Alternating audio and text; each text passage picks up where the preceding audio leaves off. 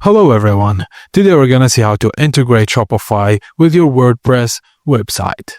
Firstly, log into your Shopify admin and in the left sidebar click on Sales Channel, then Buy Button. Click Add Sales Channel and confirm permissions. In Shopify admin, go to Buy Button under Sales Channels, then click Create a Buy Button. Choose Product Buy Button or Collection Buy Button that select the products you want to promote. Adjust button style, product image placement and behavior. Then click Generate Code and copy the generated HTML code snippet. Open your WordPress post or page editor, then click the plus icon and select Custom HTML block.